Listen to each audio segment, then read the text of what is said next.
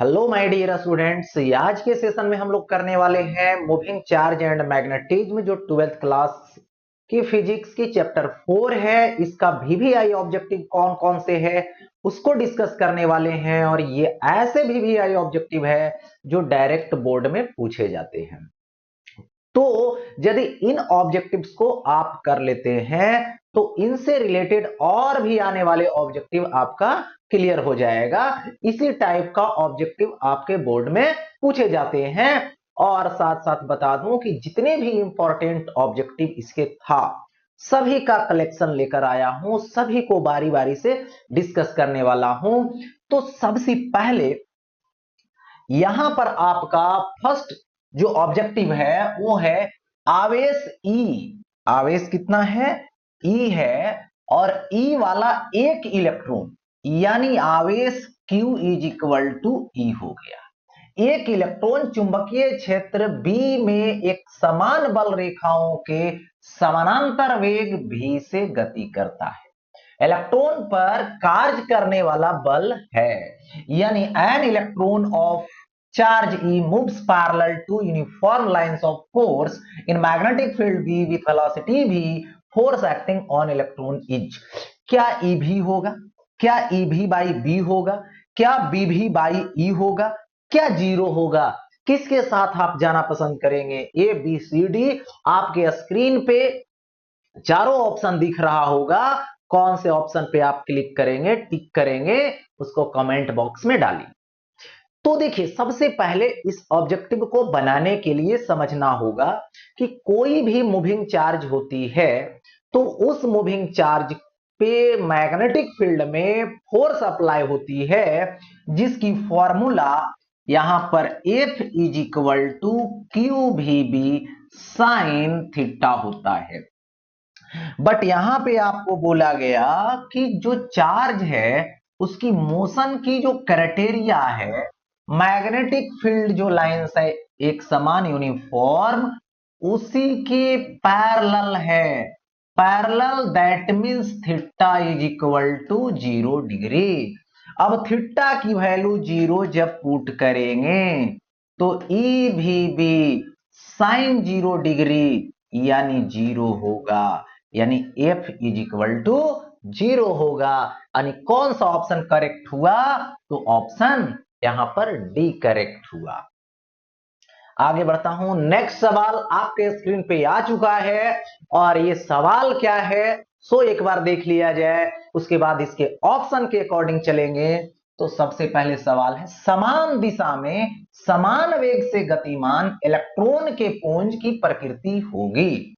The nature of electron beams moving with uniform velocity in the same directions will be, यानी electron beam है, बहुत सारे electron है जो बीम के रूप में जा रहा है, समान वेलोसिटी से जा रहा है, एक ही डायरेक्शन में जा रहा है, तो वो कैसा होगा?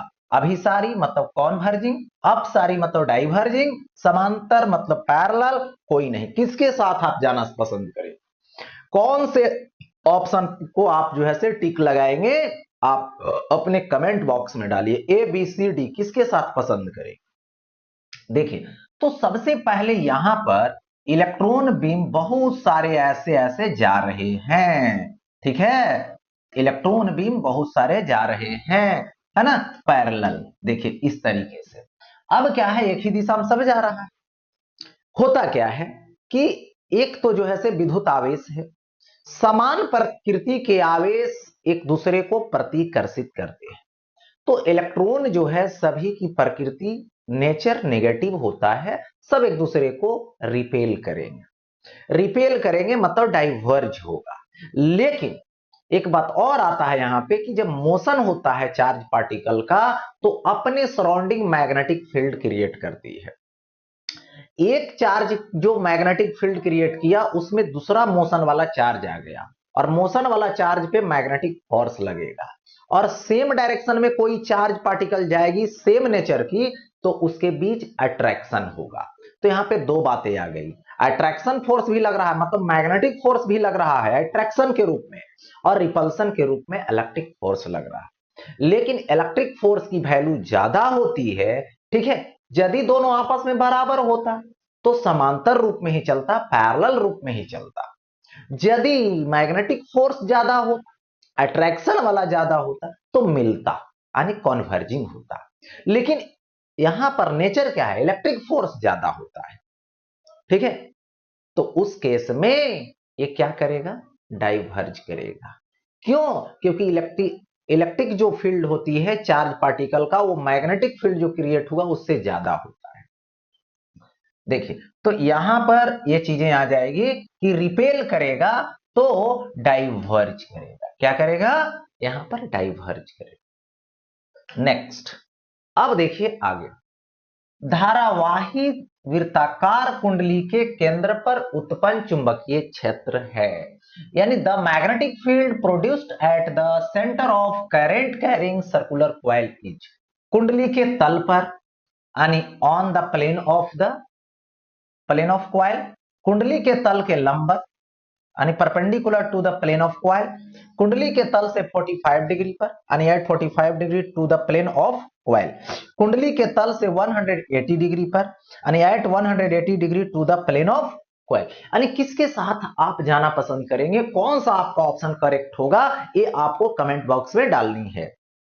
देखिए, जो स्क्रीन पे आपको दिख रहा है चारों ऑप्शन, तो सबसे पहले बता दूं कि ये जो है से यहां पे कुंडली है, यानी सर्कुलर वायर है, इसमें करंट इस तरीके से पास होती है, तो यहां पे कर्ल फिंगर करंट बताएगा, तो थंब जो है वो मैग्नेटिक फील्ड बताएगी जो इस डायरेक्शन में होगी, यानी इस प्लेन के परपेंडिकुलर होगी।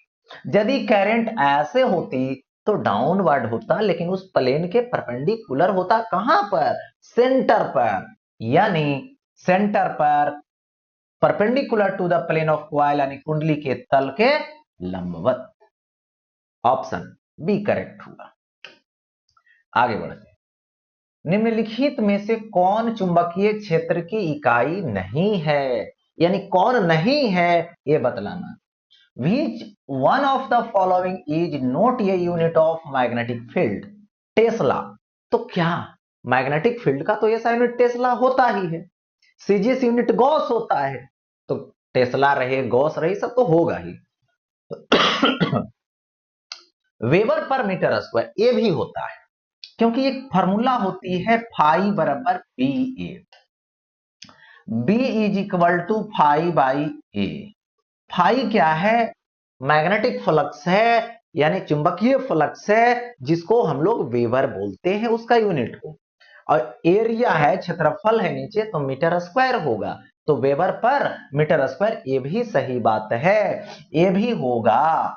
अब देखिए आगे, सी में है न्यूटन पर एम्पियर मीटर, यानी न्यूटन पर एम्पियर मीटर रहेगा, क्या है या नहीं ये देखना। मतलब ये फोर्स से रिलेटेड बात आ गई, तो फोर्स से रिलेटेड होता है Q is equal to q v sine theta, sine theta नहीं लेंगे क्योंकि यूनिट नहीं होता है उसका, तो B is equal to F by q v, force का न्यूटन, ये एम्पियर सेकंड होगा, कूलॉम के बदले, चार्ज के बदले एम्पियर सेकंड, और ये क्या आएगा इनटू वेलोसिटी का मीटर पर सेकंड, सेकंड सेकंड कट जाएगा, तो न्यूटन पर एम्पियर मीटर होगा, यानी न्यूटन पर एम्पियर मीटर, ये भी सही बात है। न्यूटन पर एम्पियर नहीं होगा, यानी नहीं पूछा जा रहा है, तो आपका ऑप्शन डी होगा। चलिए आगे बढ़ते, चल कुंडली गैल्वेनोमीटर में प्राप्त धारा का मान समानुपाती होता है, ठीक है। The value of current obtained in a moving coil galvanometer is proportional to, देखिए, विक्षेपण मतलब डिफ्लेक्शन, प्रतिरोध मतलब रेसिस्टेंस, चुंबकीय क्षेत्र मतलब मैग्नेटिक फील्ड, कोई नहीं, नन ऑफ दी। किसके साथ जाना पसंद करेंगे? आपको चारों ऑप्शन स्क्रीन पे दिख रहा है, क्या ये होगा, बी होगा, सी होगा, डी होगा, ऑप्शन को आप जो है से कमेंट बॉक्स में डालें। तो यहां पे आपको देखने को मिलेगा कि चल कुंडली जो गैल्वेनोमीटर होती है, मूविंग कॉइल जो गैल्वेनोमीटर होती है, उसमें होता है C phi is equal to N I A B, ऐसा यानी पूछा क्या गया है, प्राप्त धारा का मान समानुपाती होता है। तो प्राप्त धारा I is equal to C by N A B into phi होगा, या तो phi is equal to C, इधर आ जाएगा डिवीजन में, इधर मल्टीपल में, तो N A B by C into I, या तो यहां पर लोगे तो आई वेरिज फाई होगा, या तो फाई वेरिज आई होगा, यानी डिफ्लेक्शन के, यानी विक्षेपण के, धारा जितना जाएगा डिफ्लेक्शन उतना ज्यादा होगा, धारा जितना कम जाएगा डिफ्लेक्शन उतना ही कम होगा। नेक्स्ट, अब देखिए, किसी भी धात्विक गोले को चुंबकीय क्षेत्र में दोलन कराने पर उसकी दोलन गति होती है। अब देखिए, on oscillating any metallic sphere in the magnetic field it's oscillatory motion. Screen पे चारों ऑप्शन दिख रहा है, त्वरित मतलब एक्सेलरेटेड, अवमंदित मतलब डैम्पिंग, एक समान मतलब यूनिफॉर्म, कोई नहीं मतलब नन। किसके साथ आप जाना पसंद करेंगे? तो सबसे पहले देखिए, किसी भी मेटालिक बॉडी को, है ना, धात्विक बॉडी को यदि चुंबकीय क्षेत्र में मैग्नेटिक फील्ड में ऑसिलेट करवाते हैं, तो मैग्नेटिक फील्ड वो जो मेटल में जो मूविंग सॉरी जो चार्ज होता है, जो इलेक्ट्रॉन होता है ना, उस पर क्या करता है, फोर्स लगाता है, और हमेशा वो उसको क्या करता है, तो यहां पर अवमंदित करता है, यानी डैम्पिंग हो जाएगा, यानी यहां पर option damping.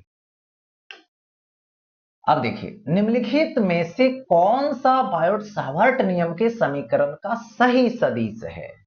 Which of the following is the correct vector form of the equation of Biot-Savart law?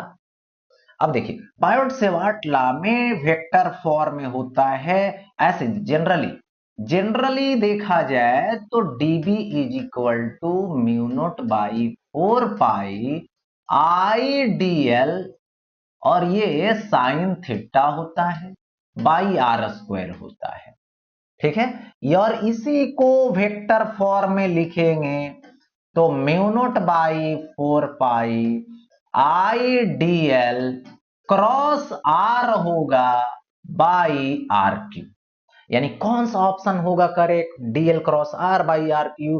किसके साथ जाना पसंद करोगे? तो ऑप्शन यहां पे सी दिख रहा है। हो गया ऐसा। नेक्स्ट, अब देखिए, चुंबकीय क्षेत्र में प्रवेश करने पर दो अल्फा कणों के वेगों का अनुपात 3:2 है, 2 है। यदि वे अलग अलग वृत्ताकार पथों पर घूम रहे हैं तो उनके पथों की त्रिज्याओं का अनुपात क्या होगा? यानी 2 alpha particles have the ratio of their velocities as 3:2, यानी v1 by v2 is equal to कितना आएगा, 3:2 आएगा, है ना।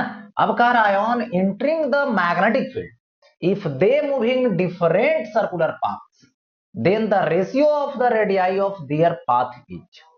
तो एक पाथ ये बना, एक का जिसका रेडियस r1 हुआ, एक पाथ ये बना, इसका रेडियस r2 हुआ, इसकी वेलोसिटी v2 होगी, इसकी वेलोसिटी v1 होगी। अब देखिए, होता क्या है, दोनों तो अल्फा है, यानी दोनों का चार्ज और दोनों का मास आपस में बराबर है, तो यहां से R is equal to m v by q B होगा। तो एक ही फील्ड है, आवेश यानी चार्ज और मास भी सेम है, तो Q बाई एम बी सबके लिए कांस्टेंट है, तो R वेरिज भी होगा, तो इसको लिखेंगे R1 by R2 is equal to V1 by V2। तो यहां से R1 by R2 is equal to V1 by V2, तो 3/2, यानी R1 ratio R2 is equal to 3:2 आ जाएगा। तो यहां पे 3:2 ये क्या आया, 2 आ गया, that mean solve, matter close. यानी बी उल्टा हो गया था, ए सी बी डी ऐसे आ, है ना, मिस्टेक से, यानी बी में है। ठीक है, आगे एक इलेक्ट्रॉन क्षैतिज रूप से पूर्व दिशा की ओर, यानी पूर्व दिशा की ओर गति कर रहा, ऊर्ध्वाधर नीचे की दिशा में एक चुंबकीय क्षेत्र इलेक्ट्रॉन पर बल लगाता है। An electron is travelling horizontally toward east, a magnetic field in vertically downward, किधर है, वर्टिकली डाउनवर्ड डायरेक्शन एक्सर्ट, और यहां पर downward direction exerts a force on the electron along दक्षिण यानी साउथ, पश्चिम, वेस्ट, पूर्व, ईस्ट, उत्तर, नॉर्थ, यानी किसके साथ जाना पसंद करे, क्योंकि यहां पे डायरेक्शन वाली बात आ रही है। मूविंग चार्ज है, इलेक्ट्रॉन चार्ज है, और वो जो है से मैग्नेटिक फील्ड में मूव कर रहा है, तो उस पर किधर फोर्स लगेगा, इसकी डायरेक्शन को आपको डिनोट करना है। तो इसके लिए आपको फ्लेमिंग जी के लेफ्ट हैंड थंब रूल को यूज करना पड़ेगा। उनके अकॉर्डिंग क्या होता है, आप लेफ्ट हैंड लीजिए, 3 फिंगर को म्यूचुअली परपेंडिकुलर होल्ड कीजिए, जिसमें ये 4 फिंगर रहेगा, ये मिडिल फिंगर रहेगा, ये थंब रहेगा, मतलब तर्जनी, मध्यमा, अंगूठा को तीनों को म्यूचुअली परपेंडिकुलर होल्ड कीजिए। जिधर ये चुंबकीय क्षेत्र है, मतलब मैग्नेटिक फील्ड है, उधर रखिए। जिधर चार्ज मोशन कर रहा है उधर इसको रखिए, और ये थंब है तो फोर्स के डायरेक्शन को इंडिकेट करेगा, चुंबकीय बल की दिशा को निरूपित करेगा। तो अब बात यहां पे आती है कि डायरेक्शन डिनोट कैसे करें।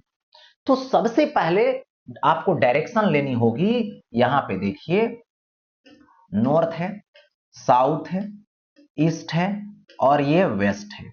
यहां पर जो इलेक्ट्रॉन हुआ, जो नेगेटिव हुआ, जो ईस्ट के तरफ जा रहा है, लेकिन यहां पर जो आपको मैग्नेटिक फील्ड बताया गया है वो डाउनवर्ड बताया गया है। देखिए डाउनवर्ड मतलब बोर्ड के अंदर मानो, अपवर्ड कहता तो बोर्ड के बाहर, ऊपर के तरफ, क्योंकि जब कॉपी आप रखते हैं तो कॉपी को जब रखोगे तो अंदर जाएगा तो डाउनवर्ड, बाहर जाएगा तो अपवर्ड।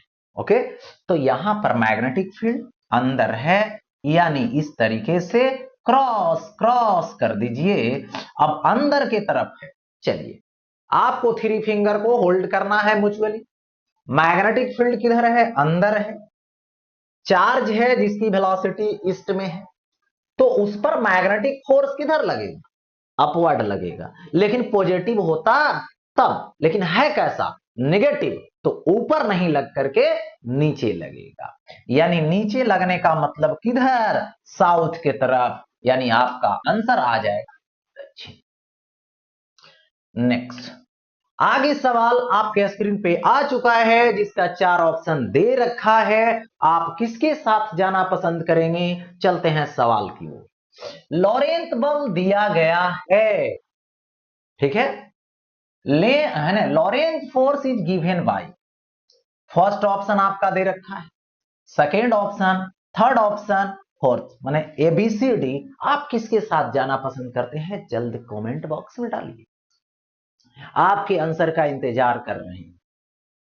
ओके, अब देखिए, तो यहां से ये जो फोर्स होता है F, वो होता है इलेक्ट्रिक फोर्स, और ये प्लस मैग्नेटिक फोर्स, यानी यहां पर हम बात करें तो force F is equal to electric force यानी QE, मैग्नेटिक फोर्स यानी Q into V cross B।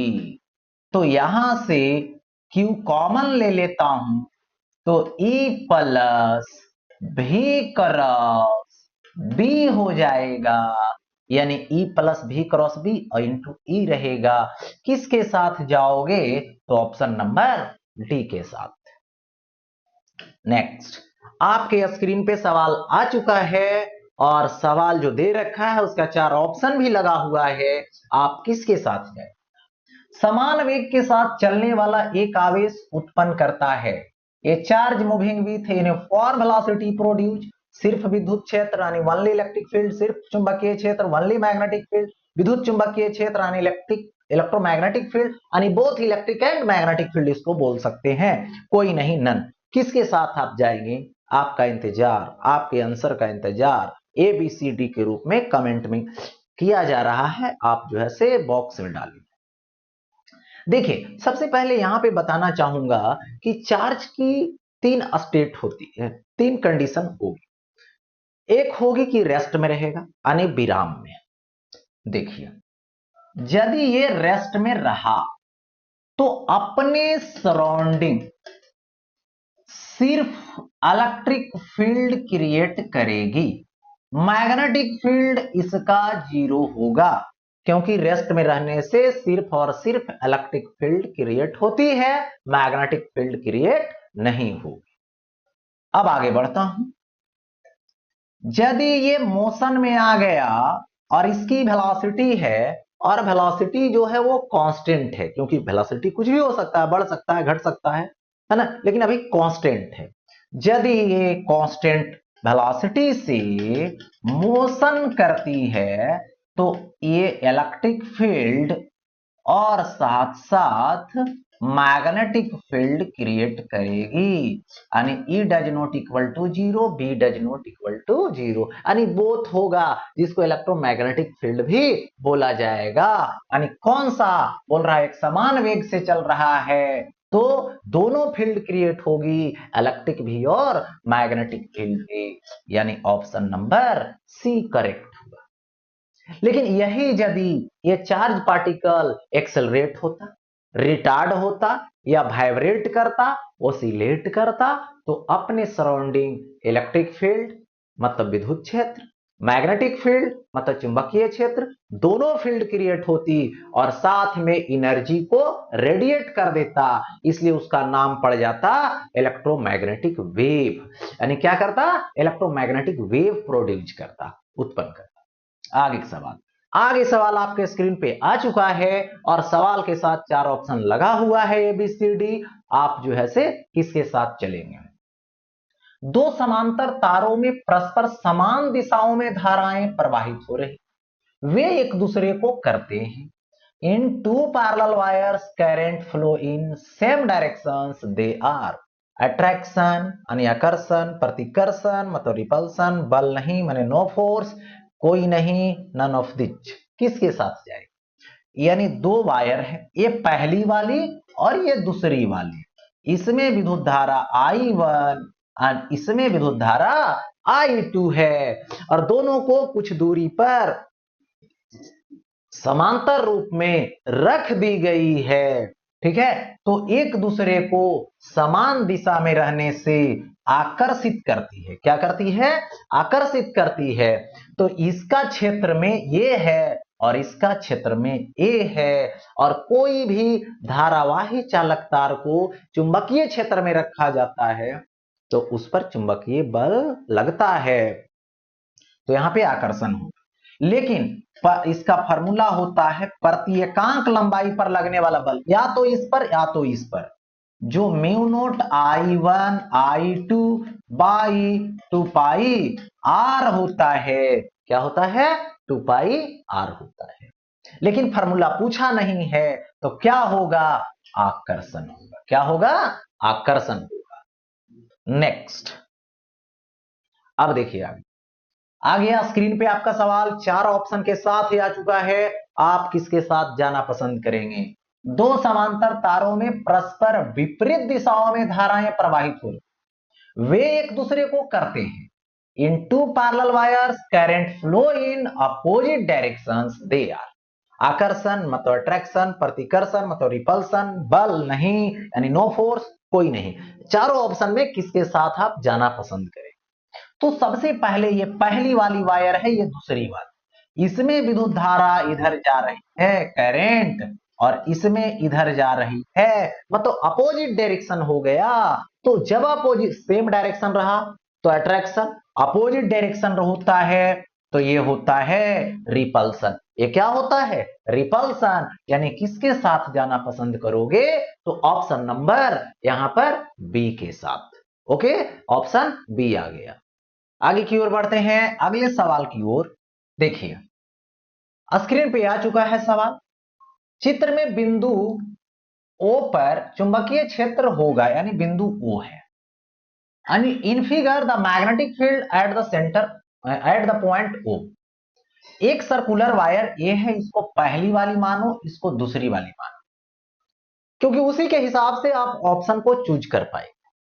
तो पहली वाली से चुंबकीय क्षेत्र यहां पर होगी, यानी वृत्ताकार के कारण केंद्र पर, तो यहां होगा B1, जो कितना आएगा mu naught I by 2R, यानी 2A। किधर के तरफ? विद्युत धारा ऐसे घूम रही है तो बाहर के तरफ, यानी डॉट हो गया ऐसा।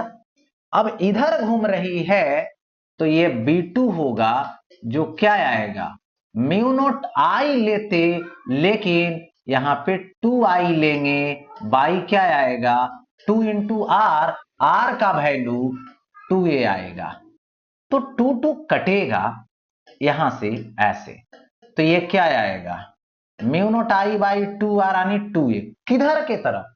तो विद्युत धारा ऐसे घूम रही है तो इनसाइड होगा, यानी क्रॉस होगा।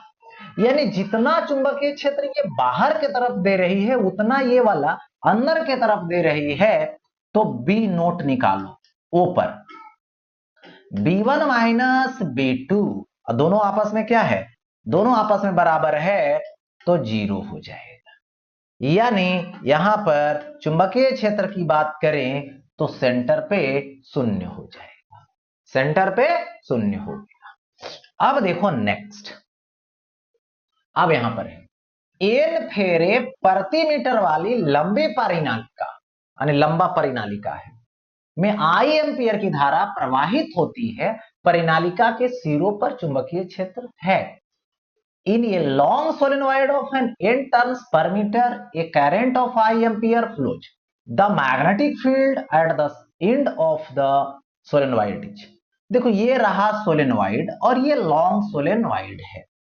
यदि इसके अंदर यानी बी इन लिखें तो इसकी फॉर्मूला होती है म्यू नॉट NI, लेकिन यदि यही हम लोग इंड पर लिखें तो इसका होता है इंड पर जो क्या आता है, तो म्यू नॉट NI बाई 2 आता है, जो इनसाइड के हाफ होता है, जो इनसाइड के हाफ होता है, यानी सी नंबर ऑप्शन करेक्ट होगा, म्यू नॉट NI बाई 2 होगा। हो गया ऐसा।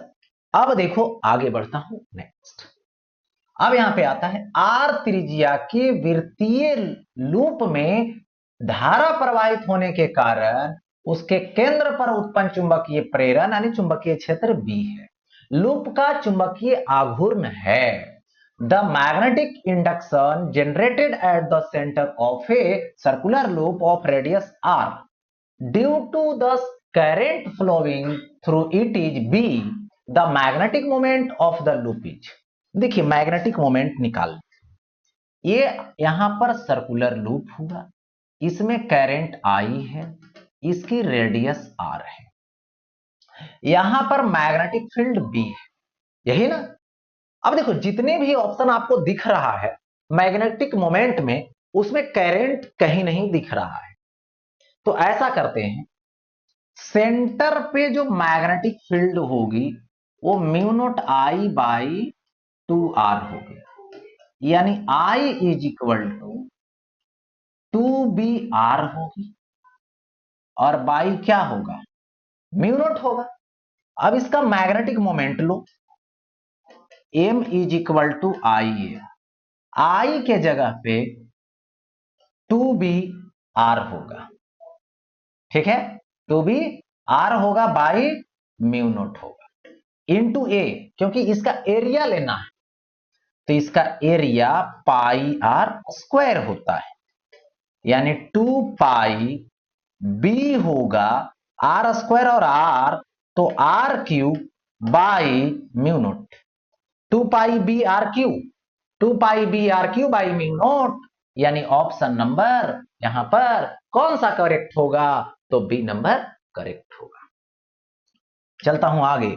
आगे सवाल आपके स्क्रीन पे आ चुका है और ये सवाल का ऑप्शन दे रखा गया है, लेकिन थोड़ा सा बात करूंगा कि ये ऐसा ऑब्जेक्टिव है जो थोड़ा सा कैलकुलेशन वाला है, कैलकुलेट करने वाला है, और देखा जाए अब इसका कैलकुलेशन के हिसाब से क्या होगा। चलिए, आर त्रिज्या की वृत्ताकार कुंडली में धारा प्रवाहित हो रही है। कुंडली के केंद्र पर चुंबकीय क्षेत्र B है। कुंडली के अक्ष पर इसके केंद्र से कितनी दूरी पर चुंबकीय क्षेत्र का मान B/8 होगा। यानी current is flowing in a circular coil of radius R. The magnetic field at the center of the coil is B. At what distance from the center of the coil on its axis will the value of the magnetic field be? B/8. देखो, ये जो है से circular coil हुआ, इसका centre है, ये इसकी रेडियस है।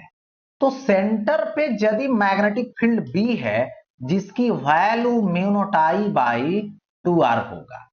अब इसके एक्सिस पे कितना डिस्टेंस पे जाए जहां पर मैग्नेटिक फील्ड B डैश होगी लेकिन उसकी वैल्यू B/8 होगी। तो B dash is equal to mu naught I R² by 2 into क्या होगा R² प्लस X² का होल टू दी पावर 3/2 हो जाएगा।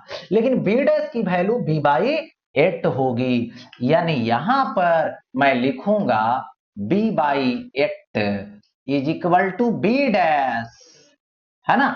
देखो ऐसा, तो B के जगह पे mu naught I by 2R into 8 होगा is equal to mu naught I R² by 2 into R² plus X² का होल टू दी पावर 3/2 होगा।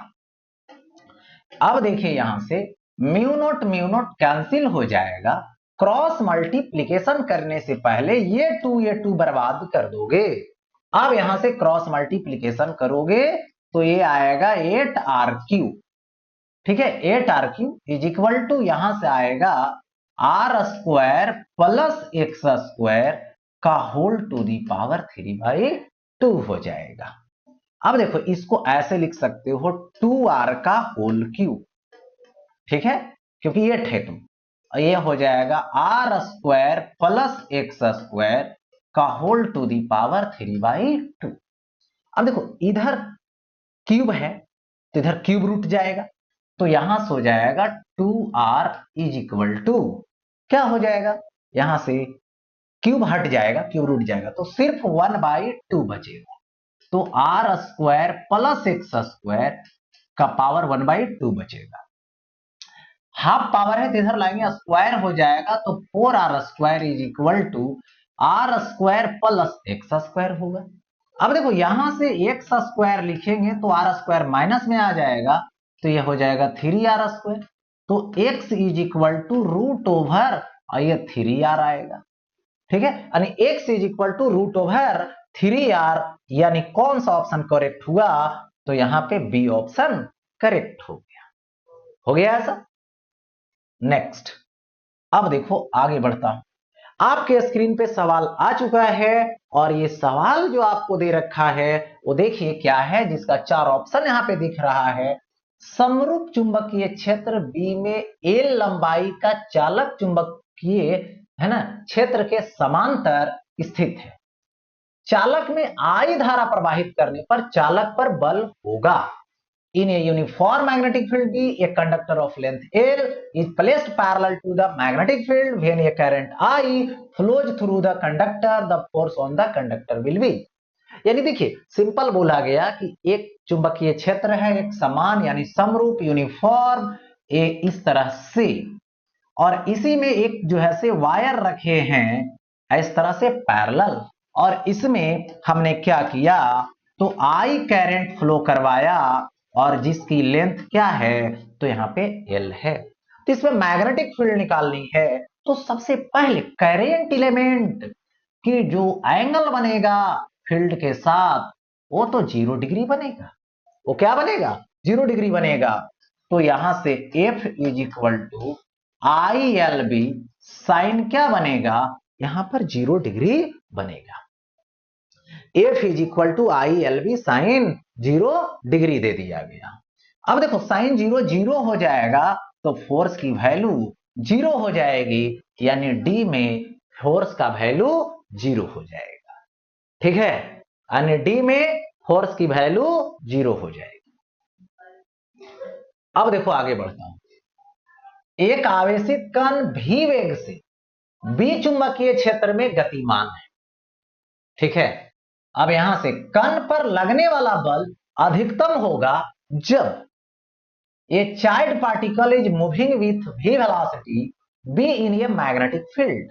The force applied on the particle will be maximum when क्या होगा, क्या parallel होगा मतलब 0 degree, क्या anti parallel मतलब 180 डिग्री, क्या परपेंडिकुलर, क्या कुछ एंगल पर, क्या होगा।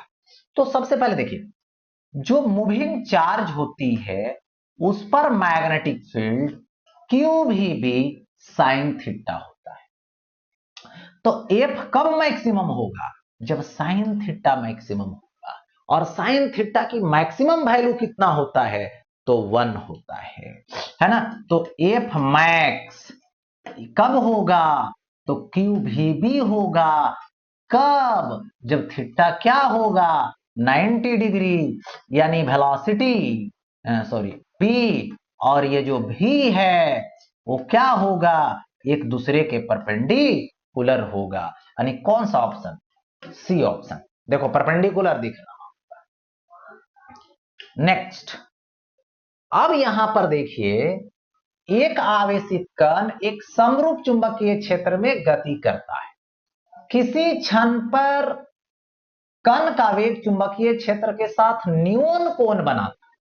कण का पथ होगा, charge particle moves in a uniform magnetic field at any instant the velocity of the particle makes an acute angle with the magnetic field. The path of the particle, सरल रेखा मतलब स्ट्रेट लाइन, वृत्ताकार मतलब circular, परवलयकार मतलब parabolic, kundalini यानी helix, किसके साथ आप जाना पसंद करेंगे उसको आपको कमेंट बॉक्स में डाल देनी है।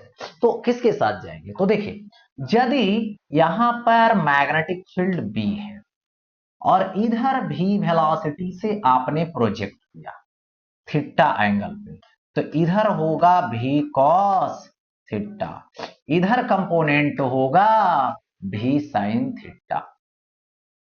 ठीक है, तो क्या होगा, भी कॉस थीटा फील्ड के डायरेक्शन में, यानी फील्ड के डायरेक्शन में कोई भी जाएगा तो स्ट्रेट लाइन बनाएगा, याद रखना। परपेंडिकुलर जाएगा तो सर्कुलर बनाएगा, वृत्ताकार बनाएगा, यानी एक साथ सर्कल भी बनाएगा और आगे भी बढ़ते जाएगा, यानी हेलिक्स हो जाएगा, यानी कुंडलिनी हो जाएगा। नेक्स्ट आगे है, देखिए, चित्र में बिंदु O पर चुंबकीय क्षेत्र होगा। In figure the magnetic field at the point O, यानी देखो सबसे पहले ये पार्ट स्ट्रेट है, उसी के लाइन पर है ये, तो इससे तो 0 हो जाएगा, इसके भी एक्सिस पर है तो 0 हो जाएगा, सिर्फ बच्चा सेमी सर्कल यानी हाफ सर्कल। ठीक है, तो यहां पर magnetic field B is equal to mu naught I by 2r, यानी 2r यानी पूरा सर्कल का I into theta by 2 pi होता है। यदि कोई सर्कल का पार्ट रहेगा तब, ये तो सेमी सर्कल है, तो सेंटर पर एंगल कितना बनाएगा, थीटा का वैल्यू पाई होगा, तो यहां से mu naught I by 2r into theta का value pi by 2 pi, pi pi cut जाएगा, तो म्यू नॉट आई बाई ये आ जाएगा 4r। तो B is equal to mu naught I by 4r आ जाएगा, यानी कौन सा ऑप्शन करेक्ट हो गया, तो यहां पे C mu naught I by 4r।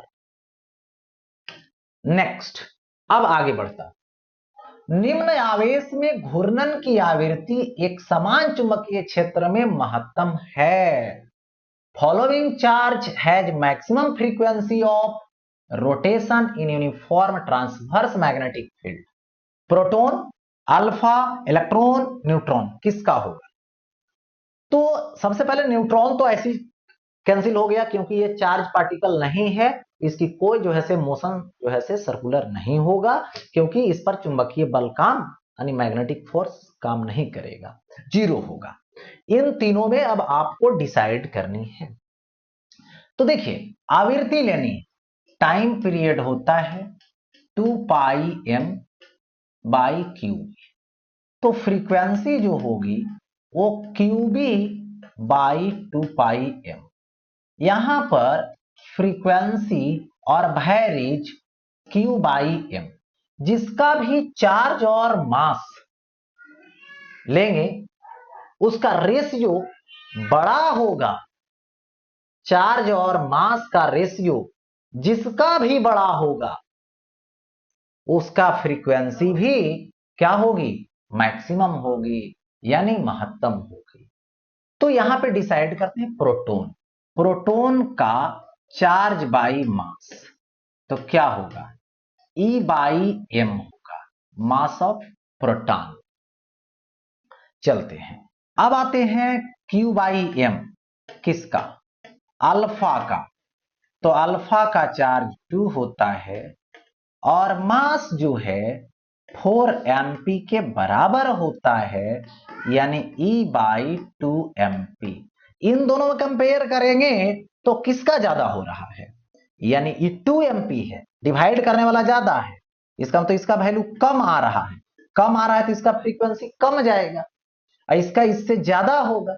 अब आ रहा है इलेक्ट्रॉन, तो इलेक्ट्रॉन के लिए Q बाई एम लेंगे, इलेक्ट्रॉन के लिए तो ये होगा इलेक्ट्रॉन का चार्ज बाई मास, इलेक्ट्रॉन का मास सबसे कम होगा यानी फ्रीक्वेंसी सबसे ज्यादा होगा, यानी इलेक्ट्रॉन ऑप्शन आ रहा है। ठीक है, चलते हैं आगे।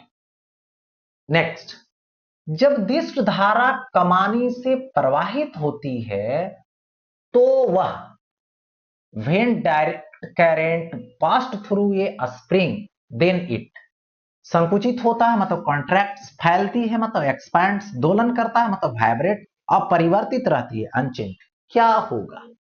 तो जैसे जो है से करंट पास होती है ऐसे ऐसे स्प्रिंग में, तो मान लो दो पार्ट यहां पे कट कीजिए, इसका दोनों पार्ट में क्या होगा, सेम डायरेक्शन में करंट पास हो रही है, तो उस केस में क्या होगा, इन दोनों पार्ट का जो छोटा छोटा पार्ट काटेंगे स्ट्रेट लाइन, वो क्या करेगा, सेम डायरेक्शन में करंट रहेगा तो अट्रैक्शन होगा, है ना, अट्रैक्शन होगा, तो जैसे अट्रैक्शन होगा मतलब ये क्या करेगा, कॉन्ट्रैक्ट करेगा, संकुचित होती है।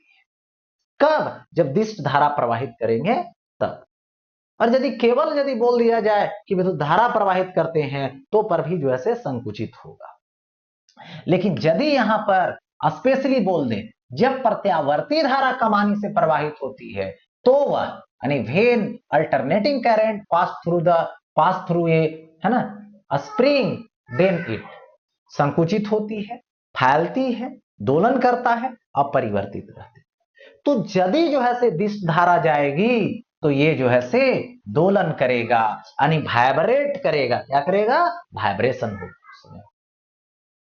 नेक्स्ट, आदर्श वोल्ट मीटर का प्रतिरोध होता है, the resistance of an ideal volt meter is 0, अति लघु यानी वेरी स्मॉल, अति वृहद मतलब वेरी लार्ज, अनंत इनफाइनाइट, किसके साथ आप जाना पसंद करें, कौन सा ऑप्शन करेक्ट है।